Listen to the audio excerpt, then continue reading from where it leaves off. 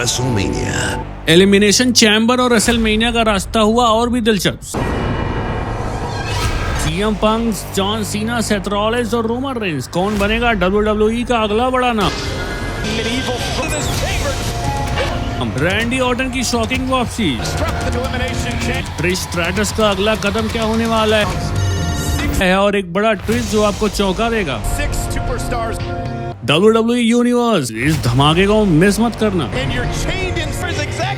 2025 का royal rumble अब इतिहास बन चुका है और WWE अपने अगले बड़े इवेंट एलिमिनेशन चैम्बर की तैयारी में जुट गई है। ये इवेंट 15 साल से हो रहा, जो रॉजर सेंटर टोरंटो में आयोजित किया जाने वाला, जहां एक तरफ एलिमिनेशन चैम्बर के पारंपरिक मैचों का शेड्यूल बनता जा रहा है, वहीं दूसरी तरफ कुछ बड़े बदलाव और सरप्राइज भी सामने आ रहे हैं। 2025 के रॉयल रंबल में हारने के बाद सेथ रॉलिंस के लिए रेसलमेनिया की राह अभी भी ओपन है।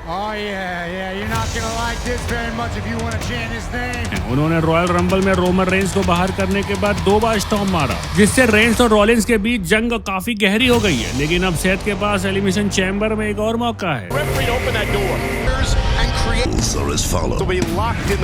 रेसलमेनिया में एंट्री पाने का उनका मुकाबला अगले हफ्ते रॉ में फिन बैलर से होगा और सेथ रॉलिंस को इस मैच का फेवरेट माना जा रहा है। लेकिन जैसा कि WWE के हलचल भरे इतिहास से पता चलता है, कभी कभी सच्ची लड़ाई तभी शुरू होती है जब हम इससे कम उम्मीद करते हैं।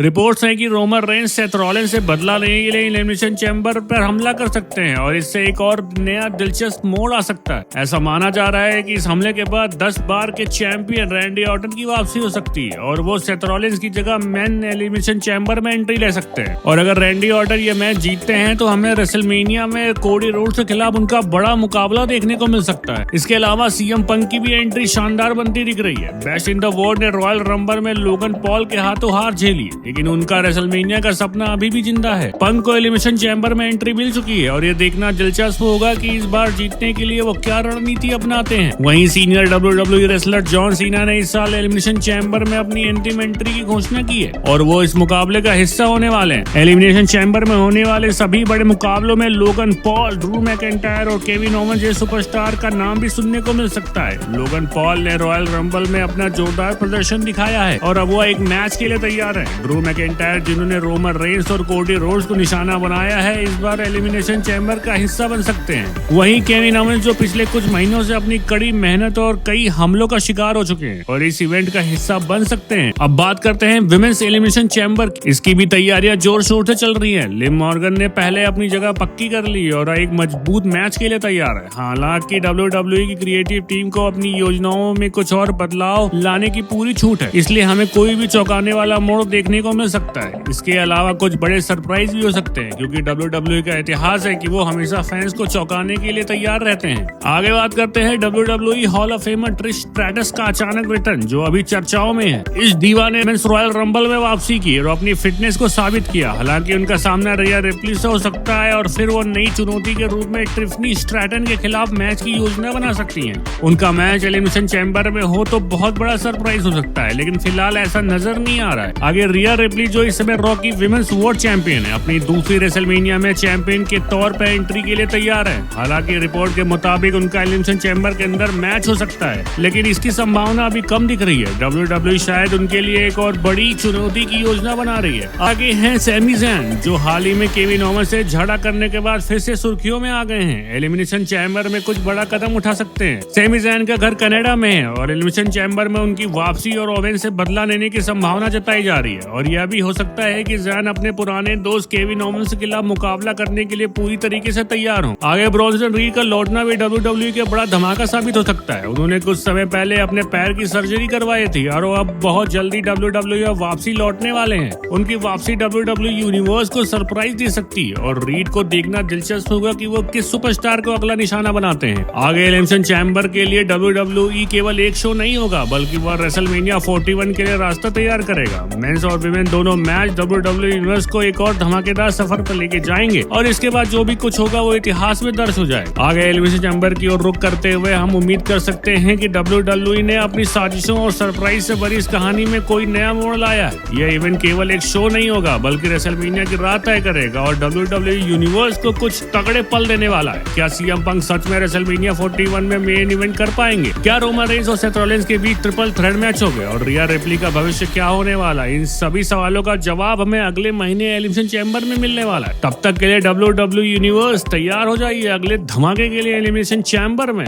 टेक केयर, मिलूंगा नेक्स्ट वीडियो में। Bye bye.